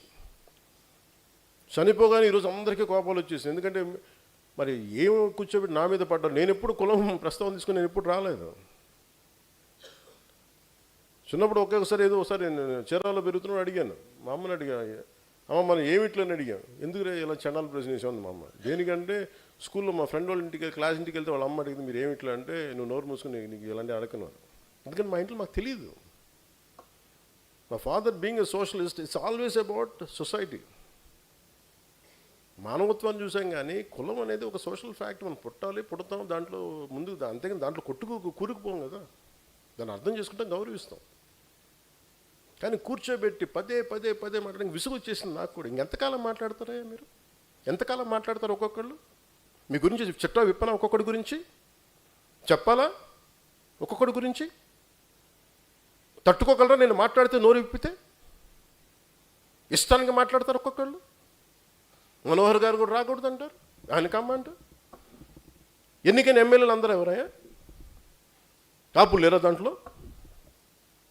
నా పక్కన లింగంనేని రమేష్ గారు ఉంటే ఆయన కమ్మంటారు. ఎక్కడో తెలంగాణను పెట్టుకున్న వ్యక్తిని చూసుకుని ఆయన కమ్మంటారు. ఇంకెవరు ఉండకూడదు. ఇప్పుడు హసీనా కూర్చోబెట్టి కాపులండి, ఏం తెలియదు. Thank you. నేను చెప్తున్నా, అంటే నేను చెప్పేది అరే దాటి మాట్లాడదాం, కులాలు మతాలు దాటి వెళ్దాం, ఒకే అర్థం చేసుకుంటాం, మాట్లాడతాం, ప్రతి సమస్యను మాట్లాడతాం. అంటే కూర్చోబెట్టి ఇంకా తగ్గి నాకు విసుగు వచ్చేస్తుంది. ఇంకా నాకు ఓట్లు ఉంటే ఉంటాయి, పోతే పోతాయి. కానీ ఇలాంటి పనికిమాలిన విశ్లేషణలు, పనికిమాలిన ఈ విమర్శలు పెట్టుకుంటే మటుకు చాలా బలంగా సమాధానం ఇస్తాను. ఇది ఫస్ట్ టైము, భవిష్యత్తు అందరి చేత ఇప్పిస్తాను, గుర్తుపెట్టుకోండి. మీ నోళ్ళు మూతపడే వరకు, ఇంకొకసారి నా గురించి మాట్లాడాలంటే మీ నోళ్ళు మూతపడే వరకు అందరి చేత మాట్లాడిస్తాను, గుర్తుపెట్టుకోండి. ఇంకా సభ్యత సంస్కారం కాదు అని చెప్పి నేను మాట్లాడలే. ఇంకా మీరు స్థాయి దాటేశారు. మీరు ఎవడన్నా సరే మీరు మీ వాదనే చెప్తా, మీ కుల వాదనే చెప్తాను కాపు నాయకులందరికీ. మిగతా కులాల్లో చూసారా ఎక్కడన్నా? జగన్ గారి సామాజిక వర్గంలో చూసారా వాళ్ళ కులం నుంచి కూర్చున్న నాయకులు మాట్లాడారు ఎప్పుడన్నా? నువ్వు ఓడిపోతే నీ పేర్లు మార్చుకుంటాను ఎవరన్నా మాట్లాడారు? అట్లా ఎవరు మాట్లాడారు? అట్లా మాట్లాడతారు. చంద్రబాబు గారి గురించి మాట్లాడారు, నువ్వేం చేసావు అమ్మవారికి అని మాట్లాడతారా? మాట్లాడరు. మీరు మాట్లాడతారు. అసలు మీరు ఒకసారి లోపల ఆలోచిస్తారా? ఈరోజు మీ అందరికీ చెప్తా ఉన్నా, నా చుట్టుపక్కల చాలామంది నాయకులు ఉండేవాళ్ళు. కానీ నేను ఇప్పుడు ఉదాహరణకి ఈయనే ఉన్నారు, ఆర్ఎంఆర్ గారు ఉండేవాళ్ళు, జేడీ గారు ఉండేవాళ్ళు. ఎక్కడికి వెళ్ళినా, రాజమండ్రి ఎక్కడికి వెళ్ళినా, ఈస్ట్ గోదావరి ఎక్కడికి వెళ్ళినా జేడీ గారిని పార్టీలో చేర్చుకోవాలని, జేడీ గారిని పార్టీలో చేర్చుకోవాలంటారు. వచ్చారు, మెంబర్షిప్ పెట్టాం, వైజాగ్ పార్లమెంట్ ఇచ్చాం, ఓడిపోయాం. అతను సినిమాలోకి వెళ్ళిపోయి నేను వెళ్ళిపోతాన్నారు. నాతో పాటు తోట చంద్రశేఖర్ గారు ఉండేవాళ్ళు, ఆయన బీఆర్ఎస్కి వెళ్ళిపోయారు. ఇప్పుడు మీరందరూ 3,000 మంది, ఇన్ని వేల మందికి పదవులు వచ్చినాయి. ఎందుకు వస్తాయి? మీరు నిలబడ్డారు కాబట్టి పదవులు వస్తాయి. వాళ్ళు ఉండంటే వాళ్ళందరూ రాజ్యసభ సభ్యులు అయిపోయాలేమో నాకేం తెలుసు, పార్లమెంట్ సభ్యులు అయిపోయి నాకేం తెలుసు. ఇవన్నీ వదిలేసి నా పక్కన ఆయన నిలబడితే కూర్చోబెట్టి మనోహర్ గారు సాగు కొడతా ఉంటారు నన్ను కూర్చోబెట్టి. నేను మీకు ఈరోజు చెప్తున్నా, నన్ను విమర్శించే కాపు నాయకులందరికీ నేను మనోహర్ గారిని పెట్టుకుంటా, మీరు ఏం చేస్తారో చేసుకోండి. ఎందుకంటే అలాగే మీకు నా పక్కన రమేష్ గారు ఉన్నారు. ఆయన ఎందుకు వచ్చారు? నేను గెలిచినప్పుడు రాలా.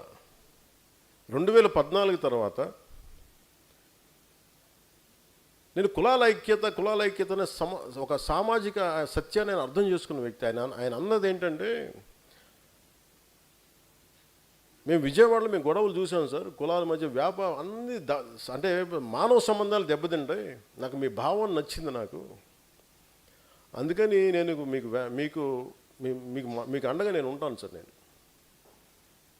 పాపం ఆయన నా పక్కన ఉన్నప్పుడు నేను ఎప్పుడు టీడీపీ సపోర్ట్ చేసిన, టీడీపీతో గొడవ పెట్టుకుని ఆయన పక్కనకి వస్తే అందరూ ఆయన కూర్చోబెట్టి ఆయన సామాజిక వర్గంతో తిట్టి ఈరోజు కూర్చోబెట్టి మాట్లాడితే పాపం నేను వచ్చినప్పుడు ఆయన నాతో పాటు ఉన్నప్పుడు నేను టీడీపీకి వ్యతిరేకంగా టీడీపీకి ప్రో లేను. 2019లో ఆయన 14-15 తర్వాత నేనంటే ఇష్టం ఆయనకి వ్యక్తిగతంగా. ఎందుకంటే ఆయనకి నేను హీరోగా ఇష్టం, ఆయనకి నా సినిమాలకైనా అభిమాని, నాకు అభిమాని, పొలిటికల్గా నా భావజాలను కూడా ఆయన అభిమాని.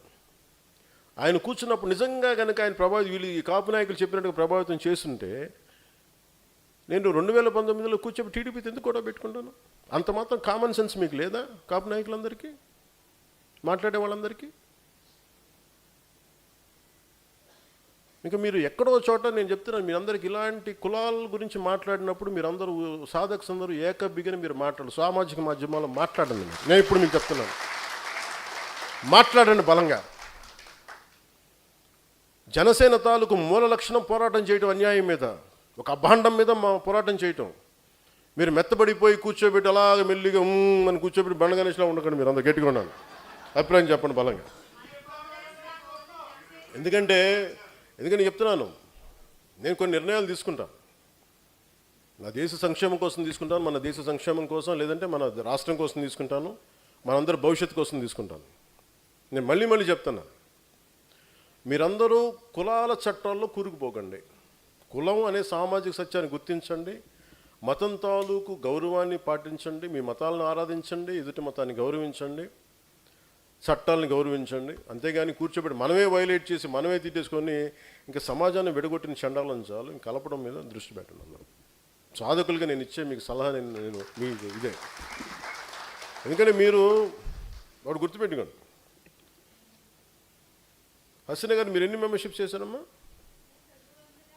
ఓకే, ఆవిడ 200 మందికి ఆవిడ నాయకురాలు. ఆవిడ 200 మందిని కదిలించగలదు. ఆవిడ బలం. అలాగే మీరు 20,000 మంది పైచిలుకు సాధక్స్ ఉంటే మీరందరూ కలిపి 21 లక్షల మందిని తయారు చేశారు. మీరు 20,000 మంది direct connected to 21 lakh cadre ఉద్యమీస్. ఇది దేశానికి ఎంత బలం. వాళ్ళందరూ ఏకాభిప్రాయంతో ఉంటే ఎవడన్నా గొంతెత్తుతాడా మన మీద? మీరు కూర్చోబెట్టి ఒక వెబ్సైట్ ఏదైనా పిచ్చి వాగుళ్ళు వాగితే మీరందరూ స్ట్రైక్ కొడితే అసలు వెబ్సైట్ ఉంటాయా? మన అకారణంగా ఎవడు వెబ్సైట్ మీద స్ట్రైక్ చేయం, కానీ నిజంగా చేస్తే. అలాగే నేను ఈరోజు ఒక పాజిటివ్ ఒక మంచి కథ మీకు చూపి ఒక అంశం గురించి మాట్లాడాను. అది మీరు అందరూ నిజంగా తీసుకెళ్తే మార్పు రాత అధికార యంత్రాంగంలో నేను ఆ బలాన్ని 12 సంవత్సరాల తర్వాత ఈరోజు మీరు ఏం చేయాలని నేను ఆదేశిస్తున్నాను మీకు. 12-15 సంవత్సరాల తర్వాత నేను ఆదేశిస్తున్నాను.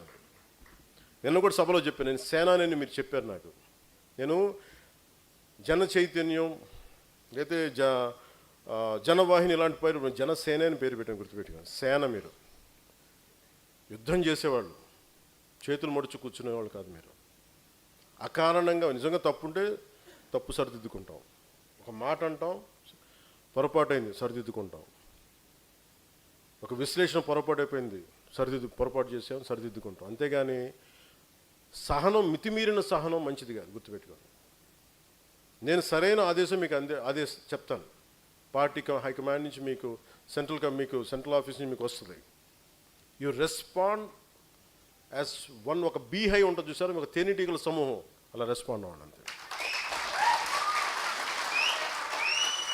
అలాగే స్థానిక బాడీ పంచాయతీ ఎన్నికల్లో మీరు బలంగా ఉండండి. మీరు గత ప్రభుత్వంలో మీరు నిలబడినప్పుడు అందరూ గర్భిణీతో ఉన్న ఆడబిడ్డ వెళ్ళి పంచాయతీ నేను గెలుస్తాను, మా అన్నయ్య చెప్పాడు చేస్తానని చెప్పి వెళ్ళిచ్చారు. అంత నిలబడ్డారు. ఆ పోరాట స్ఫూర్తి, ఆ పోరాట పటిమ మీరు మర్చిపోకండి. అది మటుకు మర్చిపోకండి. రోడ్ల మీద కేసులు ఏదైనా పెడితే కూర్చోబెట్టి ఎదుర్కొన్నారు మీరు అందరూ.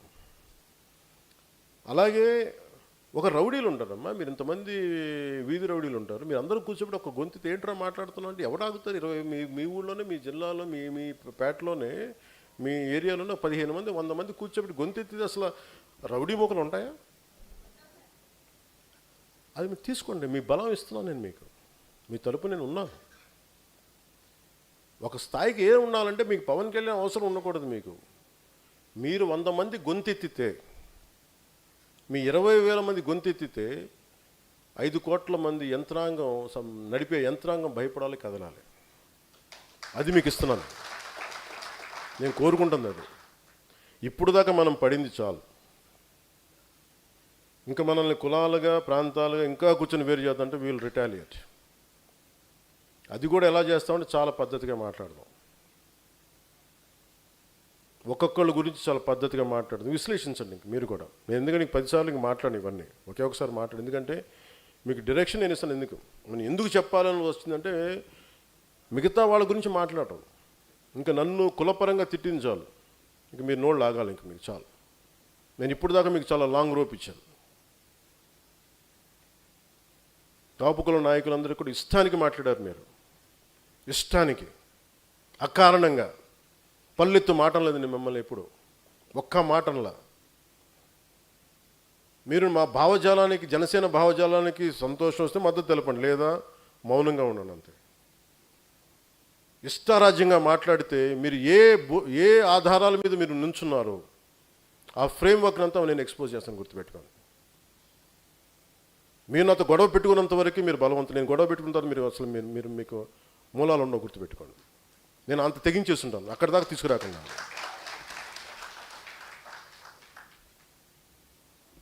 అందుకనే 20,000 మంది సాధకు మీరు కూర్చోబెట్టి మన ఏంటి మాజీ ముఖ్యమంత్రి వైసీపీ వాళ్ళ దగ్గర ఇంతమంది ఉంటారు, అంతమంది ఉంటారు. వాళ్ళ దగ్గర ఎప్పుడు ఒక 100 మంది 150 మంది రౌడీలు ఉంటారండి. చంపేసే వాళ్ళు ఉంటే ఏం చేస్తారా? 150 మందిని 20,000 మంది సాధకులను ఎదిరించగలరు? మనం తెగించినంత ఎవడని తెగించగలరా? ఒక రౌడీకి డబ్బులు ఇస్తేనే దేనికో ఒక బాటిల్ సారాకో దాన్ని పనిచేస్తాడు, ఓ 10,000కు. జనసేన ఉద్యమి నిలబడతాడు ఆ భావంతో. మమ్మల్ని తట్టుకోలేరు. నేను ఎంత బలమైన నిర్ణయం తీసుకోగలిగానంటే మీకు భవిష్యత్తులో మీరు అందరూ ఇలాంటి వ్యక్తులను నమ్మకంతో తీసుకున్నాను. నేను గుర్తుపెట్టి, నేను అలాంటి వాళ్ళు తయారు చేశానని తెలుసు నాకు. అందుకు 12 సంవత్సరాలు నేను ముఖ్యమంత్రి అయిపోవాలంటే చాలా కూర్చోబెట్టి అది ఇంకొక స్ట్రాటజీ వేసేవానేమో. ఆ తెలివితేటలు లేక కాదు, నాది సమాజంలో మార్పు రావాలని కూర్చొని అందుకని చేశాను. మా ఇంట్లో ఆడబిడ్డలు బయటకు వచ్చి ఏంట్రా మాట్లాడుతాం చొక్కా పట్టుకునే ధైర్యం ఇవ్వడానికి నేను వచ్చాను బయటికి. ఒక టైలరింగ్ చేసుకునే, ఒక ఎలక్ట్రీషియన్ చేసుకుని వచ్చి రేపు నాయకుడైతే నాకు అది ఆనందం. సమాజంలో మార్పు రావాలని దాని మీద ఇంత ఆర్గానిక్గా చేశాను నేను. ఇది మీరు బలం పెంచుకునే సమయం, మీరు బలపడే సమయం, సమాజానికి ఊతం ఇచ్చే సమయం, దేశం తాలూకు భవిష్యత్తుకి మీరు రూపకర్తలు. సో మీరు నిలబడాలి అంటే మీరు భావంతో గట్టిగా ఉంటే, మీరు నిలబడితే అద్భుతమైన ఫలితాలు సాధించగలరు.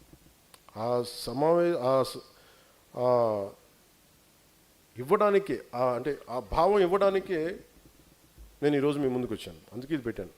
ఇది 20,000 మంది సాధకులతోటి 21,000 ఉన్నాను అనుకుంటా, ఇంతేనా? 20,000 దాదాపు 20,000 చిల్లర.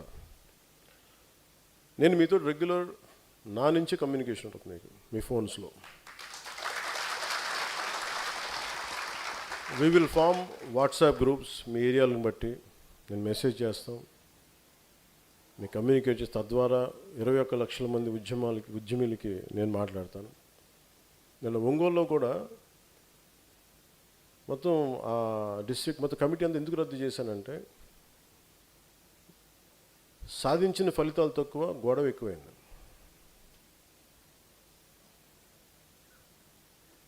సాధించిన ఫలితాలు తక్కువ, గోల ఎక్కువైపోయింది. కొన్ని ప్రాంతాలు, కొన్ని నియోజకవర్గాలు ఉన్నాయి, వాళ్ళని సరి చేసుకోవడానికి నేనేం చేశానంటే, మీ అందరికీ నా నిర్ణయాలు ఎలా ఉంటాయని చెప్పాను. సడన్గా ఇలా అందరినీ తీసేసాడంటే అనుకుంటా. నేను 4-5 సంవత్సరాల నుంచి చెప్తాను వాళ్ళందరికీ, సరిదిద్దుకోండి.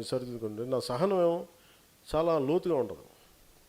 భరించి ఇంకేం చేశానంటే, మళ్ళీ నా ముందే గొడవ పడుతుంటే ఇంక చాలు, ఇంకా ఆపేసింది. మళ్ళీ నేను కరెక్ట్ చేసి మళ్ళీ బిగినింగ్ నుంచి పునర్నిర్మాణం చేస్తాను. అందరినీ ఎవరైతే నిజంగా బాధ్యతగా ఉంటారో, డిసిప్లిన్గా ఉంటారో వాళ్ళే ఉంటారు. ఎందుకంటే నేను నడిపేది చాలా నలిగి వచ్చాను నేను పార్టీకి. ఆ భావం మీ దగ్గర లేనప్పుడు, వాళ్ళ దగ్గర లేనప్పుడు, అందుకని కూర్చొని దయచేసి నేను మాట్లాడుతాను, మళ్ళీ ఫ్రెష్గా స్టార్ట్ చేస్తాను. ఈ రోజు నుంచి నేను దీన్ని లిక్విడేట్ చేస్తాను చెప్పి కమిటీని లిక్విడేట్ చేశాను. సో ఇప్పుడు భవిష్యత్తులో పార్టీ ఎలా జరగబోతుంది, ఎలాగ మెంబర్షిప్ చేస్తున్నాను, ఎలాగ నిర్మాణం చేయబోతున్నాను, ఇది నేను దీని వెనక 2007-2008లో అప్పటి యూత్ వింగ్కి నేను చేసిన స్ట్రక్చర్ ఇది. ఎందుకంటే ఆ రోజు నేను అప్పుడున్న రాజకీయ ప్రస్థానంలో యువత చాలా బలమైన పాత్ర వహించాలనే ఉద్దేశంతో చేసిన స్ట్రక్చర్ ఈరోజు జనసేనకి కోర్ స్ట్రక్చర్. ఇప్పుడు దాకా స్ట్రక్చర్ నేను ఓపెన్ చేయలేదు. ఎందుకు ఓపెన్ చేయలేదంటే, మీకు సాధక బాధలు తెలియకుండా, సమస్యల మీద పోరాటం చేస్తే జ్ఞానం లేకుండా, మీకు పొజిషన్ ఇస్తే మీరు దాన్ని ఎంత సమర్థవంతంగా తీసుకెళ్తారో నాకు తెలియక, నాకు అవగాహన లేక, నాకు నమ్మకం లేక నేను ముందుకు తీసుకెళ్ళాను. 12 సంవత్సరాల తర్వాత మీ అందరి మీద, మీ డిసిప్లైన్డ్ ఎఫర్ట్స్ మీద, మీ కన్సిస్టెన్సీ మీద నాకు నమ్మకం ఉంచి ఈరోజు నేను ఆ స్ట్రక్చరు ప్రతి నియోజకవర్గంలో, ప్రతి పంచాయతీ, ప్రతి మండలంలో కూడా దాన్ని ఎస్టాబ్లిష్ చేస్తాను. అది ఎంత పారదర్శకంగా చేస్తానంటే మీరే ముందుండి పారదర్శకం చేయండి. నేను మనోహర్ గారిని పంపించను, వాళ్ళు వచ్చి మాట్లాడతారు, అంతేగాని ప్రాసెస్ని గైడ్ చేస్తారు తప్ప అది మీరే, ఆ ప్రాసెస్ని మీరే చేయాలి. ఇప్పుడు నేనేం పెట్టానంటే, ఒక మండలంలో కానీ ఒక నియోజకవర్గంలో కానీ ఇన్ఛార్జిగా పెట్టాలి అంటే చాలామంది సాధక్స్ కానీ ఉద్యమీస్ కానీ మీరందరూ ఫీడ్బ్యాక్ ఇచ్చిన తర్వాతే నేను ముందుకు తీసుకెళ్తాను. సో అది ఎలా చేస్తున్నాం అని అనటానికి ముందుగా పార్టీ స్ట్రక్చర్ని పార్లమెంట్ 26 పార్లమెంట్స్, 25 పార్లమెంట్స్, ఇది డీలిమిటేషన్తో రాకముందు. ఓకే, అంటే భవిష్యత్తులో పార్లమెంట్ వస్తుంది. ఓకే, సో ప్రస్తుతం ఉన్న పార్లమెంట్ ప్రకారం 25 పార్లమెంట్గా డివైడ్ చేశాను. ఇంకా డీసెంట్రలైజ్ చేయాలి లీడర్షిప్ నందాన్ని. సో దీంట్లో ఒక్కొక్క పార్లమెంట్కి, ఉదాహరణకి దుర్గేష్ గారిని ఉదాహరణకి నేను మన రాజమండ్రికి అంటే ఈయన పెట్టను అనుకోండి ఇక్కడ, ఎందుకంటే ఇక్కడ స్థానికంగా ఉన్న వాళ్ళు పక్క జిల్లాకి పంపిస్తాను. ఆయన మీద నమ్మకం లేక కాదు, నా భయం. ఆయన్ని సపోజ్ ఆయన్ని కూర్చోబెట్టి నర్సాపూర్ పార్లమెంట్కి పంపించాం అనుకోండి, ఆయన ఏం చేస్తారు, మన హసీనా గారిలాగా, ఇక్కడున్న మన నాయకుల్లాగా, అక్కడున్న మన మహిళా నాయకురాల్లాగా కనీసం ఈ పరిశీలన కమిటీ వాళ్ళు దరఖాస్తులే స్వీకరిస్తారు, గుర్తుపెట్టుకోండి. వాళ్ళు మీ అందరికీ కన్ఫ్యూజన్ ఏముంటుందంటే, నేను కమిటీ పంపిస్తున్నాను అనగానే వీళ్ళే ఫైనల్ అనుకుని వీళ్ళు కూడా అథారిటీలాగా ఫీల్ అవుతారు. అలా ఉండదు. ఉదాహరణకి నేను దుర్గేష్ గారిని ఒక పరిశీలకుడిగా పంపించి, చీఫ్ అబ్జర్వర్గా పంపించి, ఆయన కింద ఒక 3 పార్టీ వ్యవహారాలని బాగా ముందుకు నడిపిన ఒక 3 నాయకులు లాంటి స్థానంలో ఉన్న వ్యక్తులు, 3 సాధక్స్, వీళ్ళకి కింద సపోర్టింగ్ టీమ్గా ఒక 20 మంది సాధకుల్ని పెడతాం. వీళ్ళ పని ఏంటంటే, మీ నియోజకవర్గానికి వస్తారు, పార్లమెంట్ నియోజకవర్గం అన్ని నియోజకవర్గాలు తిరుగుతారు, లేదంటే వీళ్ళే మిగతా నియోజకవర్గంలో ఉన్న మన సాధక్స్ అందరూ కూర్చోబెట్టి వాళ్ళు మీ దరఖాస్తులు ఇవ్వండి. మీరు ఎంతకాలం నుంచి ఉన్నారు, మీరు ఏమి పని చేశారు, మీరు ఏ విభాగాల మీద మీకు ఆసక్తి ఉంది. నాకు పర్యావరణ విభాగం మీద నాకు ఆసక్తి ఉంది, నేను పర్యావరణ విభాగంలో పనిచేస్తాను. నేను ఏంటంటే మెంబర్ టు లీడర్ అని చెప్పాను కదా, దాంట్లో ఈ విభాగంలో నేను పనిచేస్తాను. లేదు నేను సేవాదళంలో ఉంటాను, లేదంటే నేను పార్టీకి చేస్తాను, ఈ విభాగంలో ఉంటాను. ఇవన్నీ మీరు డీటెయిల్గా నేను పంపిస్తాను ఫార్మాట్. అది మీరు ఫిల్ చేసిన తర్వాత దానిని ఇంకొక 1 వీక్ ప్రాసెస్ తీసుకొని then I will announce the committees. ప్రతి నియోజకవర్గానికి there will be an incharge. ఒక ఇన్ఛార్జ్ ఉంటారు. ఆ ఇన్ఛార్జ్తో పాటు పక్కన సపోర్టింగ్ టీమ్గా ఇంకొక 3-4 అదనంగా, ఒక సెక్రటరీస్గా, ట్రెజరర్గా, ఆ పక్కనే ఒక సాలిడ్ టీం మీకు చూపిస్తాను, స్ట్రక్చర్ మీకు చూపించే చేయిస్తాను మీకు.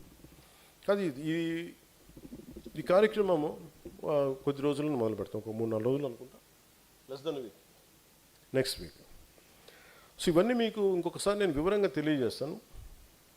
ఇది కేవలం మిమ్మల్ని దరఖాస్తులు స్వీకరించే కమిటీలే, they are not the authority. నా దగ్గరికి తీసుకురావడానికి ఒక 25 కమిటీలని, దుర్గేష్ గారు లాంటి అనుభవజ్ఞులు, మనోహర్ గారు లాంటి అనుభవజ్ఞుల ఆధ్వర్యంలో ఇవి జరుగుతాయి. సో నేను పంపిస్తాను మీ నియోజకవర్గాలకి, మీ పార్లమెంట్ నియోజకవర్గాలకి, మీరు కూర్చొని చేయండి. We are here for a change. Social change ఎందుకు రాదో, సామాజిక మార్పు ఎందుకు రాదో, ఎదుగుదల ఎందుకు రాదో మనం చూద్దాం. మీరు నిలకడగా కనుక ఉండి నేను చెప్పిన స్ట్రక్చర్ మీరు ఫాలో అవ్వండి చాలు. ఒక 12 సంవత్సరాల పైన దెబ్బలు తింటా నిలబడి నేను ఉన్నాను కాబట్టి మీరు నా మాట నమ్మండి అంతే. ఎందుకంటే నేను ఈరోజు ఎందుకు నమ్మమంటున్నానంటే, వచ్చిన మొదటి సంవత్సరం నేను అడగలేదు, వచ్చిన సంవత్సరం అడగల, రెండో సంవత్సరం అడగల. రాష్ట్రం అత్యంత, ఆంధ్రప్రదేశ్ పాలిటిక్స్ చాలా cost based, cost ridden politics. ఎప్పుడు ఎవరు ఏ వంతు ఏ షేప్ తీసుకుంటారో తెలియదు. ఇలాంటి అన్నిటి మధ్యలో నేను కూర్చోబెట్టి ఇక్కడ రావడం అంటే ఒక 10 సార్లు వేరే పక్క రాష్ట్రానికి ముఖ్యమంత్రి అయినట్టు, అంత కష్టం. సో అందుకని నేను ఈరోజు మిమ్మల్ని అడుగుతాను, ప్లీజ్ నేను చెప్పింది వినండి అంతే, నేను చెప్పింది పాటించండి. మీ నమ్మకాన్ని నేను ఓపెన్ చేయను. There is always a way to dialogue, for a dialogue. మీరు నాతో విభేదించడానికి కూడా మీకు స్పేస్ ఇస్తాను. దానికి ఒక ప్రత్యేకత ఉంటుంది, దానికి వివాద విమోచన మండలి, ఒక డిసిప్లినరీ కమిటీ లాంటిది ఉంటుంది. దాంట్లో కూర్చొని మాట్లాడుకుందాం. అంతేగాని మీకు మనోహర్ గారు నచ్చకపోయినా, ఇంకొక నాయకులు నచ్చకపోయినా కూర్చొని రోడ్ల మీద సామాజిక మాధ్యమాలు తిడితే అది జనసేన పార్టీకి, అది నాకు వాళ్ళు ఉండరు. I'm very clear about. మీరు ఇష్టారాజ్యంగా మాట్లాడితే అది దట్స్ నాట్ ఎ పార్టీ, అది సంత అవుద్ది, పార్టీ అవుతుంది. ఎవరండి నవీన్, మీరేనా? సత్యమే కదా. మన సంతలోకి వెళ్ళినప్పుడు ఎలా ఉంటుంది, డిసిప్లిన్ ఏముంటుంది, బాబు ఎంత చేపలు ఎంత, ఇలా కూర్చోబెట్టి పులస ఎంత, అది కాదు కదా. వెన్ వీఆర్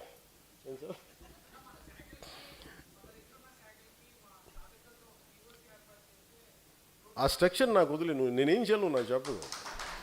నువ్వు నన్ను నమ్ము చెప్తాను, నేను చెప్పింది నువ్వు చేయి, నువ్వు చెప్పింది జరుగుద్ది. విను, నువ్వు 12 సంవత్సరాలు టెస్ట్ చేశాను, నువ్వు కూర్చోబెట్టి నువ్వు క్లాస్ ఫస్ట్కి వెళ్ళగానే డిగ్రీ పాస్ అవుతుంటే అవ్వదు అట్లా కదా. అడగాలి కదా 12 సంవత్సరాలు, కనీసం స్కూల్ పాస్ అవ్వాలి కదా మనం. మీరు 12 సంవత్సరాలు జనసేన స్కూల్లో ఉన్నారు, అందుకని చెప్తున్నాను. ఇప్పుడు మిమ్మల్ని డిగ్రీ పంపిస్తాను ఇప్పుడు. కానీ ఇక మీరు విశ్లేషణతో కూడా మీరు బలంగా మాట్లాడాలి. మేము కూర్చోబెట్టి అంబటి రాంబాబు గారు మాట్లాడారండి, దాసరామ్ గారు మాట్లాడారండి, వాళ్ళందరూ నాకు తెలుసు. అది విచిత్రం. మనకి బాగా కమ్యూనిటీలో చెడ్డ పేరు వచ్చేస్తుందండి. కలనీరు కమ్యూనిటీలోనే బాగా అంటే కొంచెం చెడగా అనుకున్నాను. చెడ్డ కమ్యూనిటీ అనుకోవట్లేదని మీ ఇద్దరు అనుకున్నారని చెప్తాను నేను. మీ ఇద్దరు అనుకొని మొత్తం కమ్యూనిటీ చేయకండి అన్నీ. నేను నేరాలు ఘోరాలు చేశానండి కూర్చోబెట్టి. ఇదివరకు పాత టీవీలో నేరాలు ఘోరాలు అని చెప్పి, ఆ రోజు రాత్రి ఏం జరిగిందంటే అలాగే చెప్పాం కదా. వీళ్ళందరూ కూర్చోబెట్టి ఇంక చాలు కూర్చొని విన్నాం. కూర్చోబెట్టి ఇప్పుడు విశ్లేషకులు నిన్న చెప్తున్నారు, మా ప్రాంతానికి అవమానం జరిగిపోయింది ఆయన అంటే మీరు తిట్టినప్పుడు మా ప్రాంతాలకు అవమానాలు జరగవమ్మా అంటే మీరు ఇష్టానికి మాట్లాడేస్తేనేమో మేము భరించాలి అలా మౌనంగా. అవునండి, కరెక్ట్ అండి. మేము ఏదైనా ఎదురు సరగానే మాకు అవమానాలు అలా ఎలా మాట్లాడతారు కన్వీనియంట్గా. అన్నీ మీ కన్వీనియంట్, అన్ని ఆర్గ్యుమెంట్స్. కులాలు మీ కన్వీనియంట్, మతాలు మీ కన్వీనియంట్, ప్రాంతాలు మీ కన్వీనియంటే. మేము కూర్చోబెట్టి మౌనంగా మేము కూర్చోవాలి ఆధిపత్య పోరులో. చాలు ఆ రోజులు అయిపోయినాయి. మీరు ఏం చేసుకుంటారో నన్ను చేసుకుని నేను రెడీగా ఉన్నాను అన్నిటికీ. నాకేం కోరికలు లేవు. ఇంకా మీ అందరూ నన్ను తిట్టే వాళ్ళకి కోరికలు ఉన్నాయి, చాలా కోరికలు ఉన్నాయి. ఏదో అవ్వాలని, నాకు ఏది అవ్వాలని కోరిక లేదు. దేశం ముందుకెళ్ళాలని కోరిక తప్ప. చూద్దాం ఎవరు గెలుస్తారో చూద్దాం. జై హింద్.